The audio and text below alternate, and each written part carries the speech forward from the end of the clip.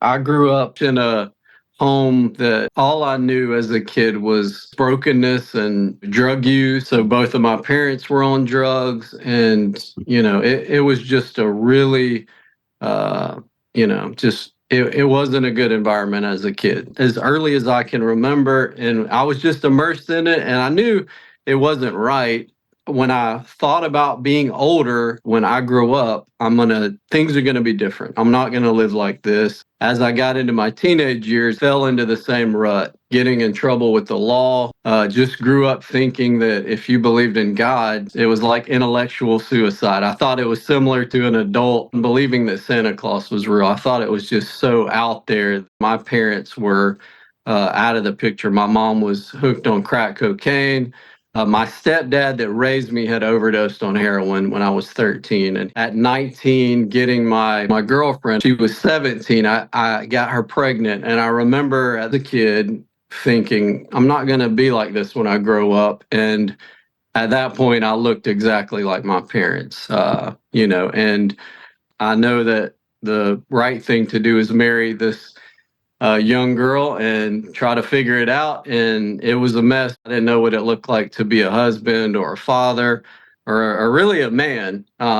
Someone invited her to church and she became a Christian and she started changing. And, at first I was like, she is really being brainwashed by these people. So our mid 20s, you fast forward, I'm 27 and I live in a $600,000 house and I have a BMW and a big, nice 4-wheel drive work truck. Something in me wanted to be good and I didn't understand where that was coming from. So where that idea kept coming from and why I didn't just do what I want to do, which wasn't, it wasn't good. I had a desire to be like some of these men that I would meet. And so I start worrying probably in my about 25, 26 that my children, so by this time I have two little girls, I start worrying that they're going to end up the way that I ended up, which is on drugs, down the same path as literally everyone in my family.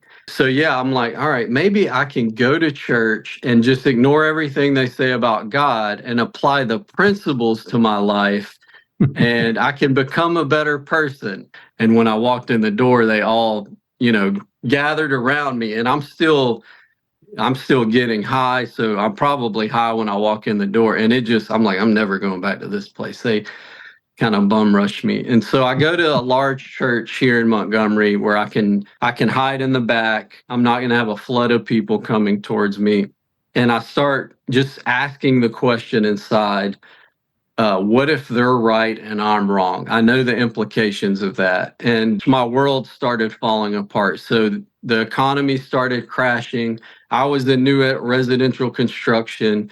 New residential construction is pretty much what was causing the crash. So got cut to probably a quarter of what we were doing. And my wife was in the fitness industry, and pretty much people's disposable income was getting, the economy's crashing, stressed out.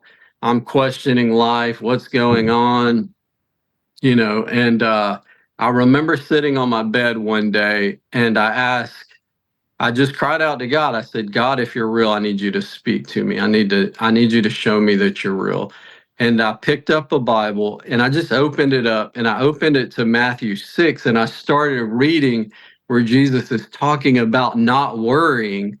And I remember it just hit me like a ton of bricks. But I'm a real skeptical person, so I'm like, maybe it says this on every page of this book, and that was just a coincidence. So a little book titled "More Than a Carpenter," and I remember reading that little booklet, and it just had a couple of chapters that were similar to some of the stuff C.S. Lewis wrote in Mere Christianity. That just, I mean, honestly, it made some claims that I could not refute or just I had to deal with. So yeah, the Lord through that process just started working on me, and eventually I understood that I'm a sinner. I've rebelled against God, and I need to repent and put my trust and faith in Him. And if I do that, my life has to look different. I have to learn to uh, live and walk like Jesus walked, and it literally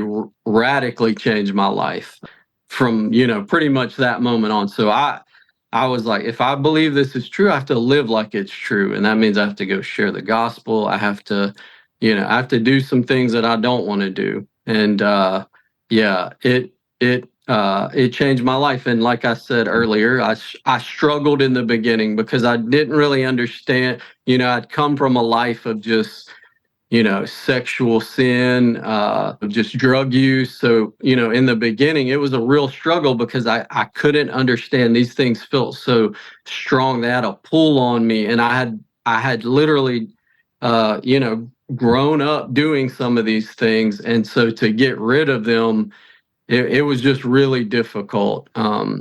So yeah, but the Lord and his grace and his mercy and the process of sanctification in my life, just little by little, he took these things away one by one by God's grace. So yeah, I'm thankful today, and he's still pruning away at me. And you're how old now, can I ask? I'm 43. Wow. 15 years 15 years. of serving the Lord.